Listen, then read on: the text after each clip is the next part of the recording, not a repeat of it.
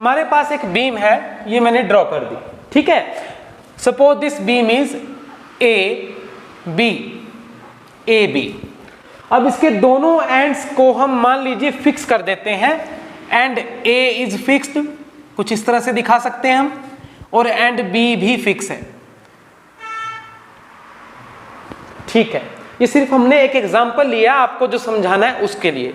अब इसके ऊपर मान लो एक पॉइंट लोड एक्ट कर रहा है, कंसंट्रेटेड लोड या point load P1, suppose P1 इन न्यूटन्स, किलो न्यूटन्स, एक लोड यहां पर एक्ट कर रहा है इस पॉइंट के ऊपर। पॉइंट का नाम आप कुछ भी रख दीजिए, पॉइंट C सपोज, ठीक है जी। अब जब आप एनालिटिकल कैलकुलेशंस में जाओगे इस बीम के लिए, तब आपको ये देखना पड़ेगा कि ये जो लोड इसके ऊपर एक्ट कर रहा है, इसको हम पॉजिटिव लें कि नेगेटिव लें, इसकी वजह से जो मूवमेंट जनरेट होंगे वो पॉजिटिव लें कि नेगेटिव लें। बिग कंफ्यूजन, बस यहीं से गलतियों की शुरुआत हो जाती है। स्टूडेंट्स यहीं से गलतियां करनी शुरू कर देते हैं क्योंकि कॉन्सेप्ट्स नहीं है, ठीक है। आज मैं आपको वही यहां पे बताने जा रहा हूं। देखो, ये डिपेंड करता है कि आपने क्रॉस सेक्शन कहां पे लिया है। The cross section which you are considering, उसकी पोजीशन क्या है। मान लीजिए आप क्रॉस सेक्शन यहां कहीं ले रहे हो, this is the cross section of the beam, okay. Let this be X cross section, ठीक है। इस क्रॉस सेक्शन के रेफरेंस में बताया जाएगा कि ये जो शियरिंग फोर्स है P1, ये शियरिंग फोर्स पॉजिटिव है कि नेगेटिव है, इसकी साइन कन्वेंशन क्या होगी, और इसकी वजह से जो बेंडिंग मूवमेंट जनरेट होगा वो कैसा होगा, पॉजिटिव नेगेटिव कैसा होगा। देखिए, मैं आपको दो बातें बताने जा रहा हूं, इन दो बातों को दिमाग में बिठा लीजिए, बस गलती खत्म, दोबारा से कभी गलती नहीं होगी। कौन सी दो बातें, यही लिख देता हूं, उसके बाद समझाने पे आऊंगा। नोट करिए। सबसे पहले बात करते हैं शेयरिंग फोर्स की। देखो, ये फोर्स शेयरिंग फोर्स है कि नहीं है, शेयरिंग फोर्स, क्योंकि क्रॉस सेक्शन के ऊपर ही लग रहा है ना, इस तरह से क्रॉस सेक्शन को ही तो शेयर कर रहा है। ये बीम की लेंथ है, ये क्रॉस सेक्शन है, क्रॉस सेक्शन को ही तो शेयर कर रहा है, इसलिए शेयरिंग फोर्स है, ये तो आपको पता होगा। अब देखिए कौन से फोर्स को हम पॉजिटिव लेंगे, शेयरिंग फोर्स को। ध्यान दीजिए, अगर आपका शेयरिंग फोर्स, मैं SF लिख देता हूं शॉर्ट में, शेयरिंग फोर्स, अगर आपका sharing force clockwise movement generate करता है, कौन सा मूवमेंट, क्लॉकवाइज मूवमेंट जनरेट करता है, मूवमेंट, ठीक है, तो उसको हम लेंगे पॉजिटिव। क्या लेंगे, पॉजिटिव। इससे उलट अगर sharing force anti clockwise movement generate करेगा, काउंटर क्लॉकवाइज, उल्टा, तो उसको हम लेंगे नेगेटिव। तो मैं एक ही लिख देता हूं, आपने एक दिमाग में बिठा लिया, दूसरा तो अंडरस्टूड ही है, ठीक है। अगर sharing force clockwise movement generate कर रहा है तो पॉजिटिव लिया जाएगा, और अगर एंटी क्लॉकवाइज मूवमेंट जनरेट कर रहा है तो नेगेटिव लिया जाएगा, ठीक है। दूसरी बात करते हैं बेंडिंग मूवमेंट की। सुनो ध्यान से, बेंडिंग मूवमेंट को हम लिख देते हैं BM, बेंडिंग मूवमेंट। अगर बेंडिंग मूवमेंट बीम की सैगिंग कर रहा है, क्या कर रहा है, sagging. I will come to the point, what is sagging, confuse नहीं होना, टेंशन मत लेना। अगर बेंडिंग मूवमेंट सैगिंग कर रहा है, बीम सैग कर रही है, तो उस बेंडिंग मूवमेंट को पॉजिटिव लिया जाएगा, ठीक है। अगर हॉगिंग कर रही है बीम, क्या कर रही है, हॉगिंग, ठीक है, सैगिंग के उलट होता है हॉगिंग, तो उसको नेगेटिव लिया जाएगा। किसको, बेंडिंग मूवमेंट को। बेंडिंग मूवमेंट अगर बीम की सैगिंग कर रहा है तो पॉजिटिव, बीम की हॉगिंग कर रहा है तो नेगेटिव। शेयरिंग फोर्स अगर क्लॉकवाइज मूवमेंट जनरेट कर रहा है तो पॉजिटिव, और अगर एंटी क्लॉकवाइज मूवमेंट दे रहा है तो नेगेटिव। बस ये बातें आपने रखनी है दिमाग में, ये आपने दिमाग में रख लिया तो आपकी गलतियां होनी बंद, ठीक है। शुरुआत में ही जो आप गलतियां करते हो ना, वो दूर हो जाएंगी, वो हट जाएंगी। अब मैं आपको एक्सप्लेन करके बताता हूं कि मैंने क्या लिख दिया भाई, कहां से आए मूवमेंट, सैगिंग, हॉगिंग, वॉगिंग क्या है, देख लेते हैं, सारा कुछ क्लियर हो जाएगा, टेंशन नहीं लेनी। तो चलिए हम इसी बीम के ऊपर वापस आते हैं, ठीक है। हमारे पास इस एग्जाम्पल में एक पॉइंट लोड है P1, जो कि बीम के ऊपर, इस C पॉइंट के ऊपर, इस पोजीशन के ऊपर एक्ट कर रहा है। अब हमारे पास जो क्रॉस सेक्शन है अंडर कंसीडरेशन वो है XX, ठीक है। यहां पे हमने वो लिया है, suppose this cross section is at a distance of X from the left and A of the beam. इस एंड A से मान लीजिए X दूरी पर, एंड A से x डिस्टेंस पर बीम के ऊपर हमने क्रॉस सेक्शन लिया है एक्स एक्स, ठीक है। अब इस क्रॉस सेक्शन के रेफरेंस में बताया जाएगा कि हमारा जो लोड है वो कैसा है, पॉजिटिव होगा कि नेगेटिव होगा। क्या लिखा है मैंने, अगर तो शेयरिंग फोर्स क्लॉकवाइज मूवमेंट दे रहा है तो पॉजिटिव लिया जाएगा। अब देखो ध्यान से देखना, 1 मिनट की गेम है सारी। ये रहा क्रॉस सेक्शन, ये रहा वो कंसंट्रेटेड लोड P1 या पॉइंट लोड। तो ये वाला शेयरिंग जो लोड है इस सेक्शन के रेफरेंस में देखिए, इस सेक्शन से ये इतनी दूरी पर है, from this section x x, ये पॉइंट लोड कितनी दूरी पर है, ये देखो ये इतनी डिस्टेंस पर है, ये रही इसकी डिस्टेंस, ठीक है। और ये जो पॉइंट लोड है ये कैसा मूवमेंट बना रहा है, फिर इस सेक्शन को आपने क्या करना है, सेक्शन की तरफ मूव कर लेना है भाई। देखो ये पॉइंट लोड है, सेक्शन इधर है, तो इसको घुमाओ, पॉइंट लोड लग रहा है नीचे, पॉइंट लोड को सेक्शन की तरफ लेकर जाओ। देखो आया ना मूवमेंट आपके सामने। ये कैसा है, ये है एंटी क्लॉकवाइज। क्लॉक ऐसे घूमता है, क्लॉक घड़ी की सुइयां देखी ना आपने, वो ऐसे चलेंगी क्लॉकवाइज। ये है काउंटर क्लॉकवाइज, काउंटर क्लॉकवाइज जिसको एंटी क्लॉकवाइज भी कह सकते हो। तो देखो फिर से देखो, पॉइंट लोड नीचे एक्ट कर रहा है, ये रहा आपका क्रॉस सेक्शन, ये रही इसकी बीच की डिस्टेंस। तो मूवमेंट कितना बनेगा, मूवमेंट यही तो बनेगा ना, force into distance, force into perpendicular distance. तो इसकी डायरेक्शन क्या हुई, इसकी सेंस क्या हुई, इसकी सेंस हुई ये वाली एंटी क्लॉकवाइज। तो इसको हम क्या लिखेंगे, P1 को लिखेंगे। देखो क्लॉकवाइज होगा तो पॉजिटिव, एंटी क्लॉकवाइज होगा तो नेगेटिव। इसका मतलब P1 यहां पर क्या होगा, माइनस में होगा, नेगेटिव होगा। हुआ क्लियर। तो देखो यहां पर लिखते हैं P1 क्या हुआ, P1 नेगेटिव होगा इस केस में। ओके अच्छा मान लो एक हमारे पास पॉइंट लोड और होता यहां कहीं,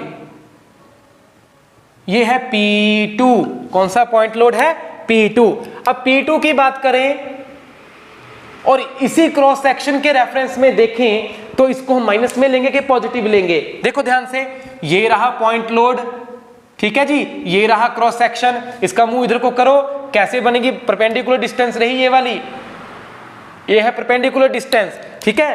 तो इसको घुमाओ, ये रहा पॉइंट लोड, देखो कौन सी डायरेक्शन आई, रोटेशन की कौन सी सेंस आई, दिस इज क्लॉकवाइज। फिर से देखो ये P2 है लोड, ठीक है, ये है क्रॉस सेक्शन, तो इसको क्रॉस सेक्शन की तरफ लेकर जाओ ऐसे, फोर्स इनटू परपेंडिकुलर डिस्टेंस ये वाली। तो रोटेशन की सेंस क्या आई है, क्लॉकवाइज आई है। क्लॉकवाइज अगर मूवमेंट मिल रहा है आपके पास किसी शियर फोर्स की वजह से, P2 की वजह से, तो P2 को पॉजिटिव लिया जाएगा। तो P2 in this case will be positive. आगे बात समझ में। अच्छा और थोड़ा सा आगे बढ़ा देता हूं। अब देखो इन दो फोर्सेस की वजह से बीम के दोनों एंड्स पर रिएक्शंस भी तो है ना, क्योंकि हमने यहाँ पर इनको फिक्स कर रखा है, फिक्स कर रखा है, तो यहाँ से वर्टिकल इनको रिएक्शंस मिलेंगी। तो यहां पर इन एंड्स पर दो रिएक्शंस मिलेंगी। क्या मिलेंगी, रिएक्शंस, रिएक्टिव फोर्सेस। मान लो वो रिएक्शंस हैं R1 और R2, ठीक है जी, या RA RB जो मर्जी लिख दीजिए। तो in this case R1 R2 आपको मिलेंगे। अब बताइए R1 को कैसे लिया जाएगा, पॉजिटिव या नेगेटिव। फिर से वही काम करना है, शेयरिंग फोर्स अगर क्लॉकवाइज मूवमेंट दे रहा है तो पॉजिटिव। देखो R1 जो रिएक्शन की वजह से आया, रिएक्शन हमने बाहर से अप्लाई नहीं किया क्योंकि बीम यहां पर फिक्स थी, तो रिएक्शन आई है, ठीक है ना। वो रिएक्शन भी तो शेयरिंग नेचर का है, that is also parallel to the cross section of the beam, cross section of beam, है ना। इसका मतलब वो क्या हुआ, शेयरिंग फोर्स हुआ। अब शेयरिंग फोर्स R1 इस सेक्शन के रेफरेंस में देखिए, R1 इसको घुमाओ जरा, इधर को जाएगा ना, कौन से आई सेंस की रोटेशन की, ये आई है क्लॉकवाइज। इसका मतलब R1 क्या हुआ, R1 जो रिएक्शन है वो क्लॉकवाइज मूवमेंट दे रही है। क्लॉकवाइज मूवमेंट मतलब पॉजिटिव, R1 को पॉजिटिव लिया जाएगा। और R2 देखो अब जरा, R2 फोर्स ये रहा ऊपर की तरफ जा रहा है, ये रहा क्रॉस सेक्शन, घुमाओ इसको ऐसे आराम से, घुमाओ घुमाओ घुमाओ, कौन सा आया, देखो देखो कौन सा आया, काउंटर क्लॉकवाइज। कौन सा आया, काउंटर क्लॉकवाइज।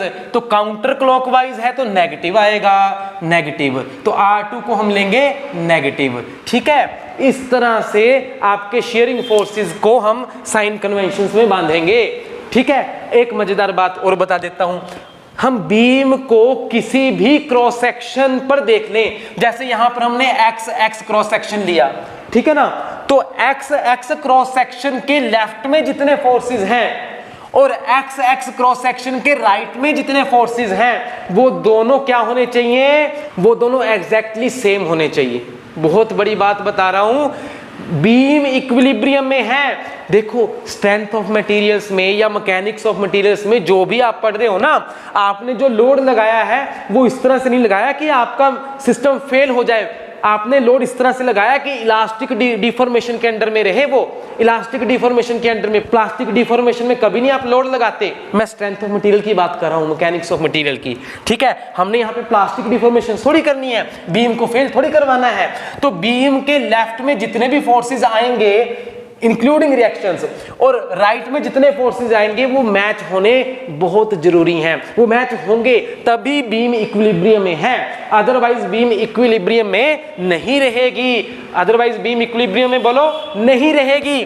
तो देखो लेफ्ट में किसी भी सेक्शन पर देख लो, यहां पर क्रॉस सेक्शन लगा लो, ठीक है, यहां पे लगा लो, यहां पे लगा लो, लेफ्ट राइट बैलेंस होने जरूरी है, क्योंकि क्रॉस सेक्शन इक्विलिब्रियम में है। अगर लेफ्ट में ज्यादा बन रहा है, राइट में कम बन रहा है, तो वहां से क्या हो जाएगा बीम, वहां से क्या हो जाएगा बीम गई काम से, ठीक है। ऐसा होता तो नहीं है ना, बीम जैसी है वैसी रखनी है हमने। इसका मतलब हर एक क्रॉस सेक्शन इक्विलिब्रियम में है। ध्यान दो, एक आपको बहुत इंपॉर्टेंट बात बता रहा हूं, अगर एक स्ट्रक्चर इक्विलिब्रियम में है, इसका मतलब है उस स्ट्रक्चर का हर एक पार्ट इक्विलिब्रियम में है, उस स्ट्रक्चर का हर एक क्रॉस सेक्शन इक्विलिब्रियम में है। आप इसको यहां से देख लो, यहां से देख लो, यहां से देख लो, कोई भी क्रॉस सेक्शन देख लो आप बीम का, हर एक क्रॉस सेक्शन इक्विलिब्रियम में होगा। तो हम क्या कह रहे हैं, किसी भी क्रॉस सेक्शन के लेफ्ट में ओवरऑल फोर्स देख लो कितना बनता है, रिजल्टेंट फोर्स, और किसी भी क्रॉस सेक्शन के राइट में देख लो रिजल्टेंट फोर्स कितना बनता है। वो दोनों क्या होने चाहिए, वो दोनों होने चाहिए बराबर। तो यहां पर क्रॉस सेक्शन के लेफ्ट में कौन कौन से फोर्सेस हैं, P1 और R1। तो रिजल्टेंट फोर्स क्या हुआ, अगर हम एक्स क्रॉस सेक्शन के इक्विलिब्रियम की बात करें, देखो मैं बात कर रहा हूं इक्विलिब्रियम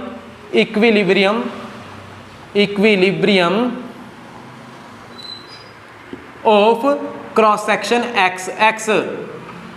एक्स क्रॉस सेक्शन पर जो बीम है ना, वहां के इक्विलिब्रियम की अगर हम बात करें तो देखो लेफ्ट में कितने फोर्सेस आए, लेफ्ट में R1 और P1 आया, P1 नेगेटिव आएगा, R1 पॉजिटिव आएगा। इसका मतलब R1 माइनस P1, बस यहीं से गड़बड़ी होती थी। ध्यान से देख लो, R1 positive P1 negative, R1 positive P1 negative, ये है रिजल्टेंट फोर्स इस सेक्शन के लेफ्ट में, ठीक है। और इस सेक्शन के राइट में रिजल्टेंट फोर्स कितना है, वो है P2 और R2 का मिला के, ठीक है, P2 है पॉजिटिव, R2 है नेगेटिव, तो P2 पॉजिटिव, R2 है नेगेटिव। ये दोनों क्या होने चाहिए, ये दोनों होने चाहिए इक्विलिब्रियम में, ये दोनों होने चाहिए इक्वल, तभी बीम हमारी बीम का क्रॉस सेक्शन इक्विलिब्रियम में है। बात समझ में आ गई आपको। तो ये है साइन कन्वेंशन शेयरिंग फोर्स के लिए। अच्छा, हम बीम के इक्विलिब्रियम की बात कर रहे हैं ना, दूसरी तरफ लेके चलता हूं। हम यहां पर मैकेनिकल इक्विलिब्रियम की बात कर रहे हैं। मैकेनिकली बीम जो है इक्विलिब्रियम में है, वो तब होगा जब जितने फोर्सेस हैं वो सारे बैलेंस हो रहे हो, प्लस जितने मूवमेंट्स है ना वो भी सारे बैलेंस हो रहे हो। बेंडिंग मूवमेंट भी इसी तरीके से इक्वलाइज होना चाहिए इक्विलिब्रियम के लिए, बीम के लिए। किसी भी क्रॉस सेक्शन के लेफ्ट में राइट में बेंडिंग मूवमेंट क्या होना चाहिए, बराबर होना चाहिए, ठीक है। जैसे कि शेयरिंग फोर्स हमने बराबर किया, तब बीम इक्विलिब्रियम में होती है। अब देखो बेंडिंग मूवमेंट की बात कर रहे हैं, सैगिंग और हॉगिंग। सबसे पहले ये समझिए सैगिंग और हॉगिंग क्या है। अगर एक बीम कुछ इस तरह से है, या दोबारा से बना लेते हैं, मान लो ये है वो बीम, ठीक है, एक कुछ इस तरह से, ये रही बीम, इसके ऊपर अब फोर्सेस लगे, शेयरिंग फोर्सेस लगे, वो शेयर फोर्सेस की वजह से बीम जो है वो बेंड कर गई, ठीक है। और इसकी जो फाइनल पोजीशन है आफ्टर बेंडिंग वो कैसी है, वो कुछ इस तरह से है। देखो ये है final position of beam, final state of beam. Beam कुछ इस तरह से होगी। तो ये क्या है, डिफ्लेक्शन ऑफ बीम है कि नहीं, बेंडिंग ऑफ बीम है कि नहीं। पर ये कौन सी तरह की बेंडिंग है, इसका नाम होगा सैगिंग। क्या नाम होगा इसका, सैगिंग। देखो इसका नाम है सैगिंग, सैगिंग। ओके, अच्छा यही बीम दोबारा से बनाते हैं हम। ये है वो बीम, अब इसको बेंड कैसे हो रहा है, ये कुछ इस तरफ से बेंड हो रहा है, ये देखो इस तरह से। तो अगर बीम इस तरह से बेंड हुई है, अभी बात मेरी पूरी नहीं हुई, थोड़ा थोड़ा दिखा रहा हूं, आप देखते जाओ बस। तो इसका नाम होगा हॉगिंग। इसका नाम क्या होगा? हॉगिंग। हॉगिंग। अब आप कहोगे ये क्या बना दिया? देखो हम एक क्रॉस सेक्शन ले लेते हैं, जैसे इसमें लिया था ना, ऐसा ही एक क्रॉस सेक्शन बीम के बीचों बीच कहीं से ले लीजिए, ऐसे एक क्रॉस सेक्शन इस बीम के लिए भी ले लिया। ये थी बीम की ओरिजिनल स्टेट, ठीक है। डिफ्लेक्शन के बाद बीम हो गई कुछ इस तरह से। तो ये यहां से यहां कैसे हुई? ये यहां से यहां इसलिए हुई, देखो ध्यान से, कुछ इस तरह से इसके ऊपर मूवमेंट्स लगे हैं, देखो ऐसे है ना। तो ये नीचे की तरफ कब डिफ्लेक्ट हुआ? नीचे की तरफ डिफ्लेक्ट हुआ अगर इस तरह से मूवमेंट दोनों एंड्स के ऊपर लगे हैं। जबकि इस केस में क्या हुआ? बीम ऊपर की तरफ है ना, तो ये कैसे हुआ? ये तब हुआ अगर बीम के ऊपर इस तरह से दोनों एंड्स के ऊपर मूवमेंट्स लगे हैं। देखो दोनों में फर्क है, ध्यान दीजिए। ये एक सीधी बीम है, अगर इसको हमने इस तरह से बेंड करना है तो ऐसे फोर्सेस लगाने पड़ेंगे, यानी कि इधर से भी ऊपर और इधर से भी ऊपर, ये वाली चीज, ठीक है। और इसके लिए उल्टा इस तरह से। तो एक सैगिंग है, एक हॉगिंग है, ये क्रॉस सेक्शन है। अब जरा बारीक बात समझो, पॉजिटिव नेगेटिव वाली। हमने बात करी थी फोर्सेस की, और फोर्सेस की वजह से एक जो मूवमेंट जनरेट हो रहा था ना उसकी, याद है यहां पर clockwise movement, anti clockwise movement, ऐसे मूवमेंट जनरेट हो रहा था ना। ये वही मूवमेंट तो है जो मैंने इस तरह से लूपिंग में दिखाया, बस वो आपने चेक करना है। अगर तो वो सैगिंग कर रहा है बीम की, क्या कर रहे हैं? बीम के सैगिंग, वहां से क्लॉकवाइज निकल कर आया या एंटी क्लॉकवाइज निकल कर आया, जो भी आए, अगर वो बीम की सैगिंग कर रहा है ना, तो हम उस बेंडिंग मूवमेंट को लेंगे पॉजिटिव। क्या लेंगे? पॉजिटिव। अगर वो हॉगिंग कर रहा है तो बेंडिंग मूवमेंट को हम लेंगे नेगेटिव। तो यहां बेंडिंग मूवमेंट आएगा पॉजिटिव और यहां बेंडिंग मूवमेंट आएगा नेगेटिव। क्यों? फिर से बता देता हूं, क्योंकि यहां पर सैगिंग हो रही है। जो मूवमेंट सैगिंग कर रहा है बीम की वो पॉजिटिव लिया जाएगा, जो मूवमेंट हॉगिंग कर रहा है बीम की वो नेगेटिव लिया जाएगा। अब देखो याद कैसे किया जाए? वैसे तो आप इस तरह से बनाओ, मन में बनाओ और बनाकर देख लो कि उसका इफेक्ट क्या जा रहा है बीम के ऊपर। जैसे यही फोर्स है P1, तो ये P1 फोर्स ऐसे करके मूवमेंट दे रहा है, देखो ऐसे करके मूवमेंट दे रहा है, सेक्शन के लेफ्ट में इस तरह से मूवमेंट दे रहा है, देखो यही है ना डायरेक्शन। तो ये बीम को क्या करेगा? ये बीम को ऊपर को उठाएगा, यानी हॉगिंग। हॉगिंग में नेगेटिव, इस वजह से जो मूवमेंट आएगा P1 इंटू ये डिस्टेंस, P1 इंटू ये डिस्टेंस, वो लिया जाएगा नेगेटिव। क्या लिया जाएगा? नेगेटिव। ठीक है। अब देखो सैगिंग में क्या हुआ? सेक्शन के लेफ्ट में क्लॉकवाइज है मूवमेंट, सेक्शन के राइट में एंटी क्लॉकवाइज है मूवमेंट। आप इसको ऐसे भी याद कर सकते हो, अगर आपने रटना ही है तो ऐसे रट लो, लेकिन कॉन्सेप्ट यही है। देखो सैगिंग के केस में सेक्शन के लेफ्ट में क्लॉकवाइज मूवमेंट होगा, राइट में एंटी क्लॉकवाइज मूवमेंट होगा। हॉगिंग के केस में सेक्शन के लेफ्ट में काउंटर क्लॉकवाइज मूवमेंट होगा, राइट में क्लॉकवाइज मूवमेंट होगा। तो आप इस तरह से याद कर लो चाहे, अदरवाइज सिंपल है, कंफ्यूज तो होना ही नहीं कि आपने लोड की वजह से मूवमेंट देखना है कौन सी डिस्टेंस में आ रहा है, ठीक है, उसका इफेक्ट क्या है। उसका इफेक्ट बीम को सैग करना है या होक करना है, ठीक है। अगर सैग करना है तो उसको पॉजिटिव ले लीजिए, किसको? मूवमेंट को। जैसे P1 फोर्स इंटू ये डिस्टेंस, ये हो गया मूवमेंट। तो कैलकुलेशंस में उसको नेगेटिव लिया जाएगा कि पॉजिटिव लिया जाएगा, मैं उसकी बात कर रहा हूं। तो क्लैरिटी तो हो गई होगी। अब एग्जांपल में चलते हैं दोबारा से, और यहां पे आप बनाकर देखिए P1 की वजह से कौन सा मूवमेंट आएगा? P1 into load into perpendicular distance. तो P1 इस सेक्शन से कितनी दूरी पर लगा? इतनी दूरी पर लगा, है ना, इस सेक्शन से इस डिस्टेंस पर लगा। तो इस डिस्टेंस का नाम है, मान लो x1, कितना है? x1। तो P1 इंटू x1, देखो P1 into force into x1, P1 into x1, ठीक है जी, P1 इंटू x1, ये लो। तो ये कौन सा मूवमेंट हुआ? P1 की वजह से। अब इसको घुमा के देखो, सेक्शन के लेफ्ट में क्या है, सेक्शन के लेफ्ट में ये क्या दे रहा है, काउंटर क्लॉकवाइज। काउंटर क्लॉकवाइज मतलब ऐसे करके ऐसे उठाएगा, है ना, ऊपर की तरफ उठाएगा, ये देखो ऐसे करके ऐसे ऊपर की तरफ उठाएगा। हॉगिंग दे रहा है भाई, हॉगिंग तो नेगेटिव, ये वाला जब आप अपनी कैलकुलेशंस में कंसीडर करोगे तो नेगेटिव लोगे, क्या लोगे, नेगेटिव लोगे, ठीक है। दूसरा देखो P2 की वजह से, ये रहा P2, ये रही इसकी परपेंडिकुलर डिस्टेंस, ये देखो P2 और मान लो ये है x2 डिस्टेंस पे, इस सेक्शन से x2 दूरी पर ये रहा P2।